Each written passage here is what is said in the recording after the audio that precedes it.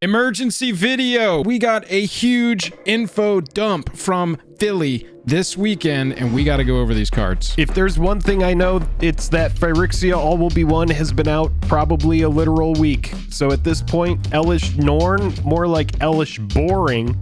Let's get into the new cards that we can all start salivating over.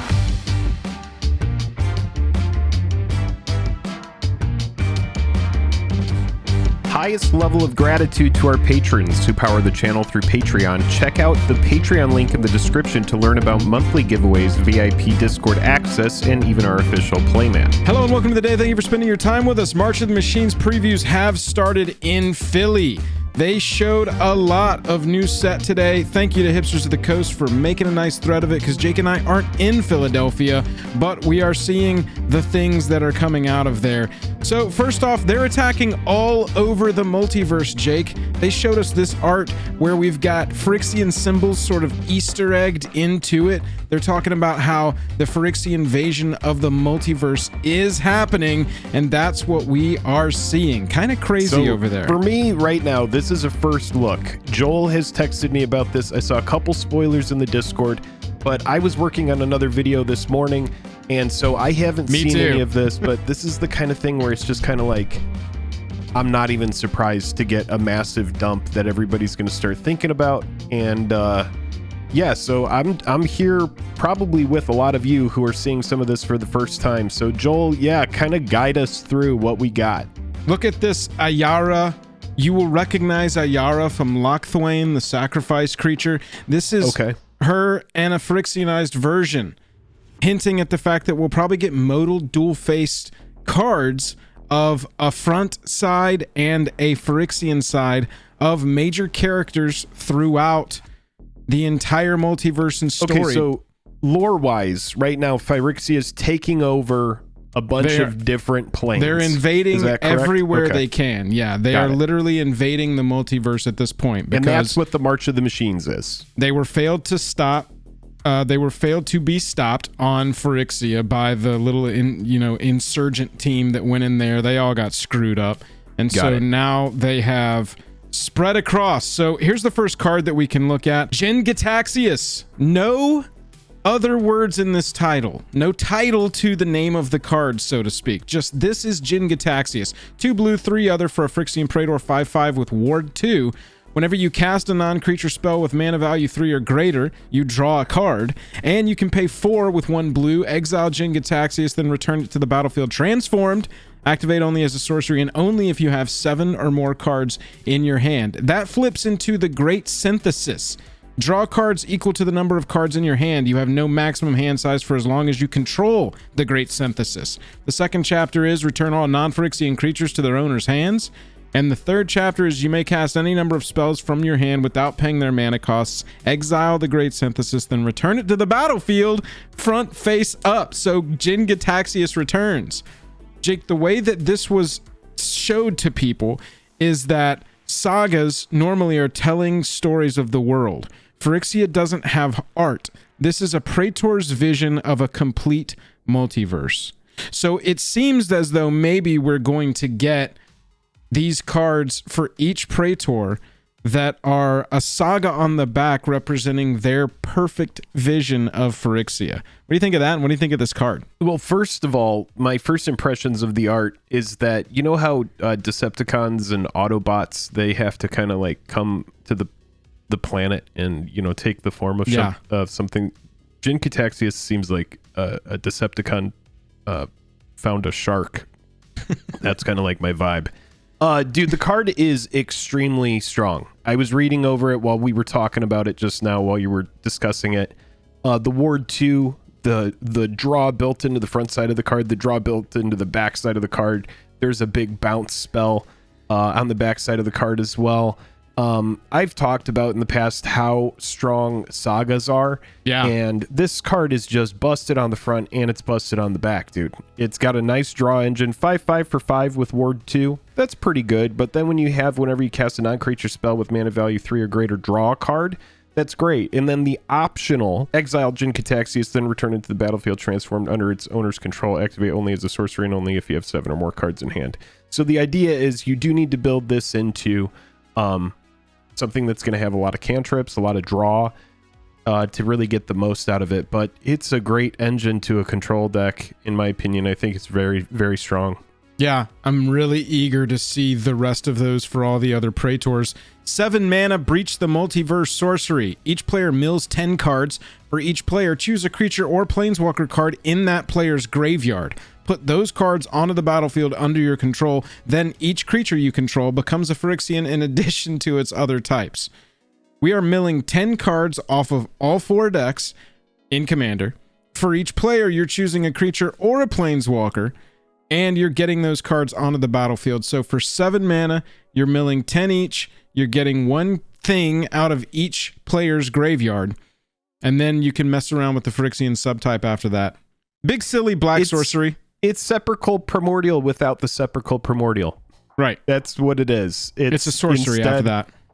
Yeah, it's just a giant sorcery. So it's like where your Sepulchral typically enters the battlefield and you get to pick out of whatever's in the graveyard already. Instead, you're going to mill 10 yourself. Everybody else is milling 10, and then you get your pick of the litter. Which one do you like more, Joel? The Sepulchral or this one? I guess if you build around this one, you can really do some degenerate stuff with it. Rise of the Dark Realms comes to mind with this. Yeah. For 2 more mana, you're putting all creature cards from all graveyards onto the battlefield under your control. And so I don't know if this card usurps that card as like the finisher for cards for decks like this, but it could potentially be another piece. Yeah, I mean, if there's some big splashy stuff in the graveyard, you're going to be able to do some. I mean, it's a great way to build a board position if you have a naked board.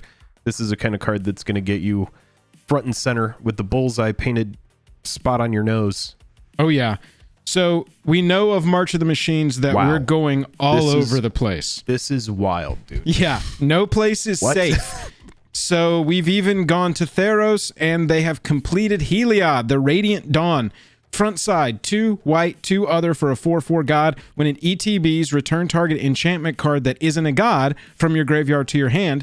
And then for 1 blue Phyrexian mana and 3, you can transform Heliod at sorcery speed. Heliod, the Warped Eclipse, is a 4/6 Phyrexian god that says you can cast spells as though they had flash, and spells you cast cost 1 less to cast for each card your opponents have drawn this turn. Interesting take on a blue-white commander here. From a lore standpoint, though, dude, they completed Heliod? This is insane to me. Yeah, complete the faith, complete the god, the Johnny Goldmane. And then on the other side, complete the god, complete the plane. Dude, it's gone very poorly for our good guys in this chapter. Yeah, I'm really interested to see what happened to Heliod. I don't know how this happened, but yeah, this is definitely a curveball for me. Card looks strong too. Nice big ETB on it, and then the Phyrexian mana that lets you transform it.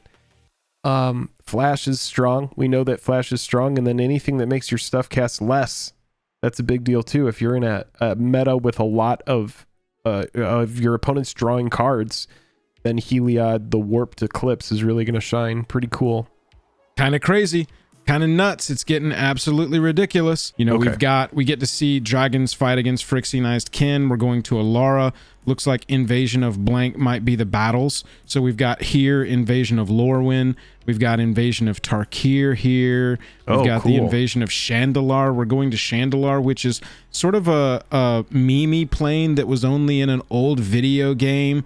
And they really fans have constantly wanted to return to it. We've also got the Invasion of Mercadia here, and so we're going to be all over the place. This is going to be just like a callbacks and nostalgia, just puke all over this entire set. We've got these. It's just they've kind of bundled in together a bunch of stuff that's popular, and they're like, look, this is It's kind of like they've in a way, made us like a gumbo of a bunch of popular planes, and we're just like, absolutely.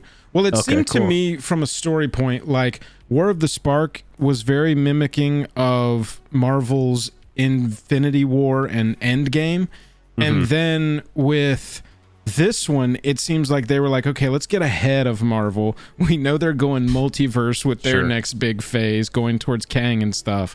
And so let's just beat them to a multiversal war, but it's an army that's invading to control everything. And that's kind of where we've ended up. They said, Jake, here, we've got a lot of planes to pull from. That's what's going on a macro level. We also want to focus on the micro level, the people who are actually fighting to protect their planes. And so we've got these team-ups. Team-ups aren't an actual mechanic, but we've got double legendary creatures on one card. And we've got a couple of different instances of this to look at. Draina and Linvala. On the same card. It's a flying... Dude, they're just like, look, they share the we types. wouldn't typically work together, but we got to do it now. It's so funny, man. Flying Vigilance, activated abilities of creatures your opponents control can't be activated, so that's Linvala. Draina and Linvala has all activated abilities of all creatures your opponents control, and you can spend mana as though or mana of any color to activate those abilities. So we've got this mixture of these creatures into one creature. It's like, wait a minute. It's kind of like planar chaos, because you're getting cards with colors that don't typically get these kind of abilities. Right. Exactly, but it's paired up. Wild. The mana cost is paired up, and then the creatures themselves. This can't be real. So this is Thalia riding the Gitrog Monster. We haven't jumped the shark, but we have jumped the frog horror. First striking, death touching, 4/4. You can play an additional land on each of your turns. You'll recognize the cards. Honestly, Jake, if I had been like, hey, create Thalia and the Gitrog Monster as one card combined, your first thought would probably be, all right, first strike, death touch. You can play an additional land. We'll steal that from Gitrog. Creatures and non-basic lands your opponents control. And it's the battlefield tap. That's Thalia. Dude, this card is good. Yeah, this card is really first strike, good. Death touch. Yeah, there's going to be so many people. Dude, people are going to be playing this commander like crazy. Whenever it attacks, sacrifice a creature land, then draw a card. So you see that they've just like stapled these creatures onto each other, and they're just like, I don't know, Thalia's riding a Gitrog Monster. Enjoy. Wow. I like that your mouth was just open the entire time I was talking about that card. This one's wild, bro. It's wild because I know. This is what I was talking about when I was seeing this thread. I was just like, this is blowing my mind right now. What's happening in Philly? Yeah, like when you've been in MTG for such a long time and you see Thalia come out and you see like the first card that it's on, and then you see, Gitrog Monster come out, and you're like, oh, that's a crazy card. For many years to pass, and then they're combined, and now you have these two cards that have no business ever working together, and now they're both on a card together. It's pretty crazy, man. Yeah, it's insane. I'm kind of in love with the idea, though. I think that it can be really cool. We've got the gain lands are returning. This isn't really that much of a note, except for they have new art that's relevant to the entire story. This is a card, new Chandra, 6 mana, 5 loyalty. Whenever you cast an instant or sorcery, copy it just off the rip. You may choose new targets for the copy. Ability triggers only once each turn, but once per turn, copying a thing as a passive.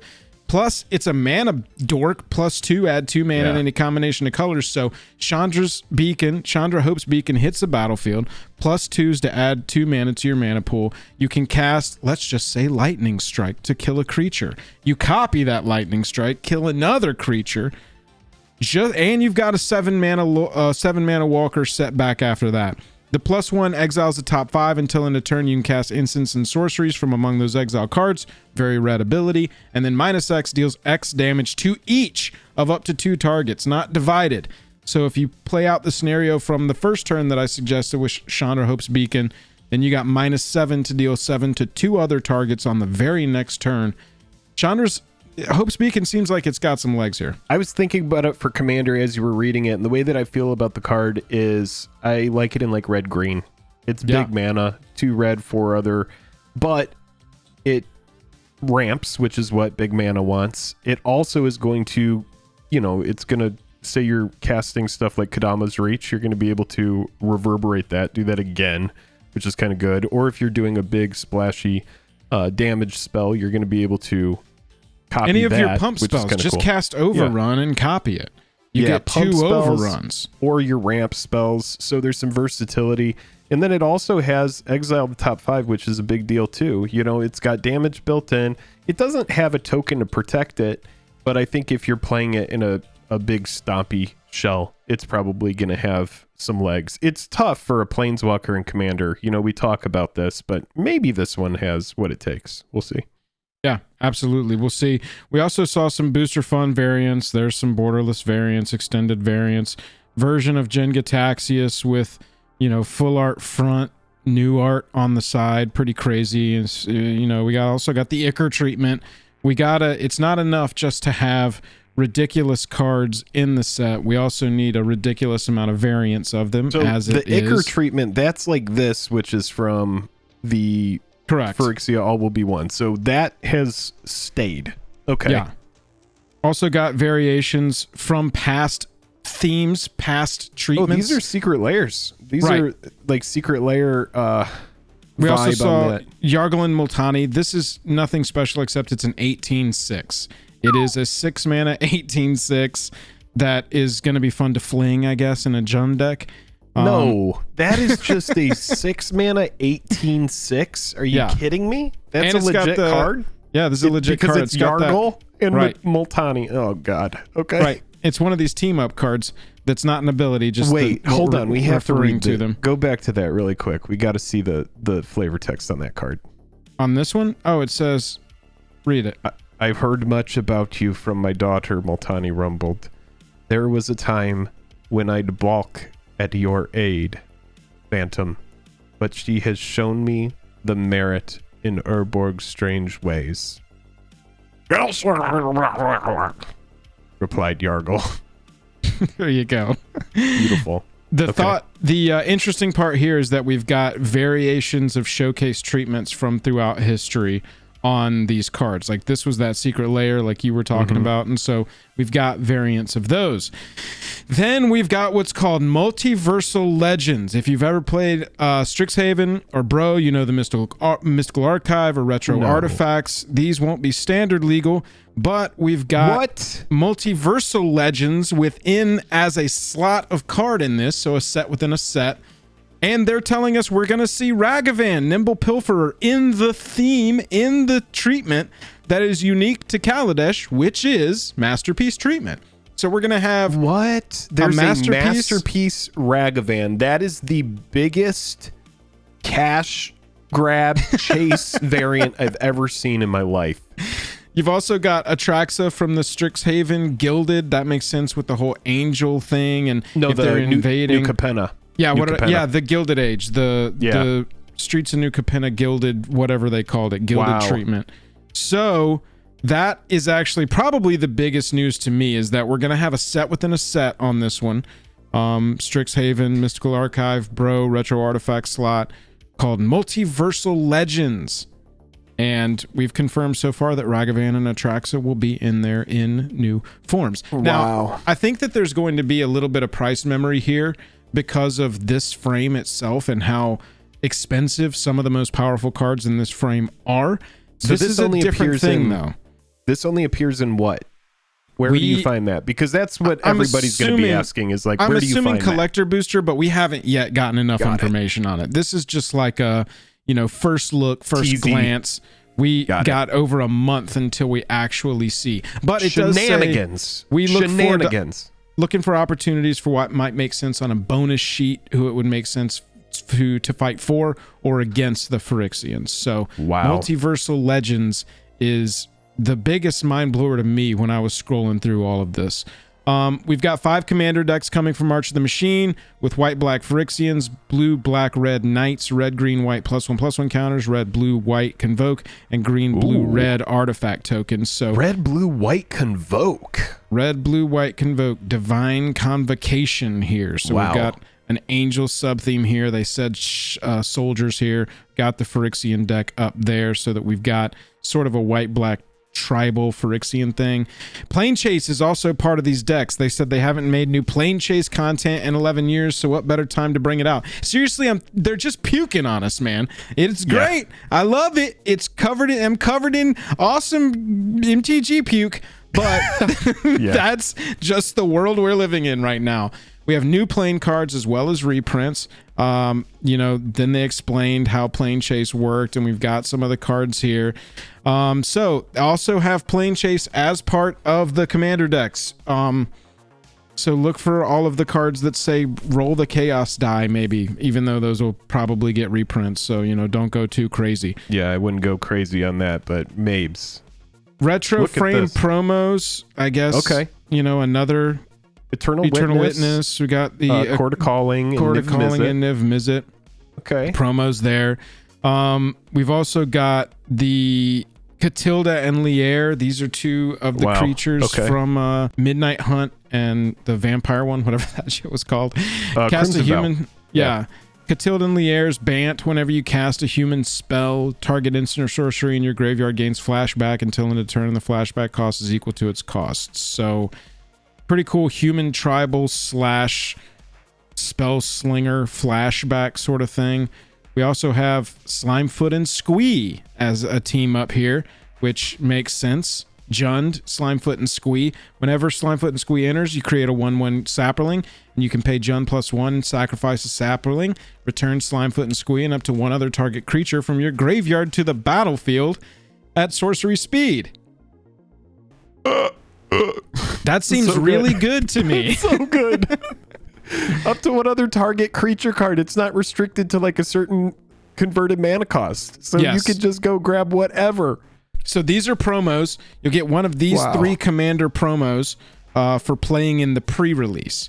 Pre-release promo cards are not part of the standard set. They're part of the commander set. So this is all for going up there and doing the premiere night. And there'll probably be some sitting around the LGS after that for sale. Find them on eBay and stuff like that. Yeah, exactly. Yeah. This is the bundle promo, Ghalta and Mavren. So you've got the top dinosaur and one of the coolest vampires from Ixalan. Trampling for a 7 mana, white, green, 3, 12/12 trampler. Whenever you attack, choose one. Create a tapped and attacking XX green dinosaur creature token with trample, where X is the greatest power among other attacking creatures, or create X 1/1 white vampire creature tokens with lifelink, where X is the number of other attacking creatures. So, big dinosaur and that vampire. That reminds me of in Avatar when the main character is trying to tame his flying creature, and they're like, but don't go after the big one. The big one is, you'll never be able to get that one, and it's just foreshadowing. This is pretty crazy, dude. This set must have been a blast to make. Holy crap. Seriously. This card in the middle is beautiful, and it's like that's why I brought it up. This is gonna... This is foreshadowing of the Ixalan showcase. So we go back to Ixalan in a few sets from now. Cool. And this is basically looking forward toward that, toward that set. Wow. They are going crazy. Yeah, absolutely. So here's the big news here. Omnath has returned. Bro, look at the art. Oh my God. Omnath Locus of All. White, blue, Phyrexian black, red, green, 5 mana Omnath, 4/4 Phyrexian elemental. If you would lose unspent mana, that mana becomes black instead. So it just fills up your mana pool constantly. At the beginning of your pre-combat main phase, you look at the top card of your library. You may reveal the card if it has 3 or more colored mana symbols in its mana cost. If you do, add 3 mana in any combination of its colors and put it into your hand. If you don't reveal it, put it into your hand. So you're drawing an extra card at the beginning of each turn, and based on if you want to reveal that card or not, or if it's got the prerequisite 3 or more color mana symbols in its mana cost, you can get a discount mana on it. You can add mana to your mana pool. Now, and that also says, so if it's a Bant card, blue, green, white, then you can add blue, blue, blue to your mana pool if you want to, the way I'm reading this. Add 3 mana in any combination of its colors and put it into your hand. So you can mix that up, use it to cast other things, but Omnath is back, and Omnath has been claimed. Wow. Yeah, this card is crazy, dude. I love the art on it. I love how menacing it looks. It looks just absolutely busted. Lots of card advantage here. Velocity is a big deal, and then being able to cheat stuff out early is a big deal. Obviously, you could cheat it out early. I'm sure a lot of people are going to be paying green, red, blue, white, and 2 life to cast Seriously, this. for sure. So, yeah, as a commander, I love it. I'm sure it's going to make some waves as well in some constructed decks. People like to tinker with Omnath. This card looks amazing. Yeah, it does look really fun. Also going to have variants of it. You know, we got to have the Zendikar variant there in the middle. So I think it's really cool with this set. The one on the left. Love that zoomed out version. I'm loving how with this set they are using the showcase frames from other sets to really pump it up. I think that that's a cool take on how to do this. Really show that we're all over the multiverse frame right there. Yeah. Right. Yeah, that's what I'm saying. We got Kenrith's Royal Funeral. So I guess the two Kenriths, we've got the funeral going for them. Black, white, 2 for legendary enchantment. When it enters the battlefield, exile up to 2 target legendary creatures from your graveyard. Draw X cards, lose X life, where X is the greatest mana value among cards exiled this way. And legendary spells you cast cost 1 less to cast for each card exiled with the Kenrith's Royal Funeral. So if you can get, it's fun part of a legendary style reanimator deck. Obviously, this is immediately going in my Dahada deck from last year. Getting some card value out of some cards that are exiled from your graveyard and then getting those cost reductions, also really fun on this card. So that's pretty sweet. We also got some important dates. So this is the actual reveal dates here. Check back in because March 29th, set debut, cinematic trailer and previews begin. We will be live that day. We're always live for those set debut videos. We'll look at all of the new stuff all together and see what's going on. So mark your calendars for March 29th. Make sure you're subscribed with notifications on, and you will get the information as we're getting it. And then our previews will be from March 29th through April 4th. So we've got a little bit of time to enjoy Phyrexia All Will Be One before March of the Machines starts in earnest. Omnath Locus of All, Jake, 5-mana Omnath. I think that's my favorite part of what we saw today. What about you? 5-color Omnath is pretty cool. That's going to be a fun one to build around. There's a lot of stuff. There is some information that we skipped over. If you want to go in and read all of the little blurbs that we talked over, where you have Blake and some other people kind of filling in the blanks on these cards and getting a first reaction, make sure to follow the link in the description of the video. That way you can find the thread to the Hipsters of the Coast information that this whole video came from. So big thanks to Hipsters of the Coast for always covering this kind of stuff, and for having someone on the floor that was able to bring this to us. And yeah, there's some crazy crossovers here. I love this product. I think it's really fun so far. Yeah, this got me hyped for the product for sure. It really did. Yeah, I can't wait to see some more spoilers because it looks like it's going to be like Easter Egg City. Catch y'all later. We're live Wednesday nights. Talk to you soon.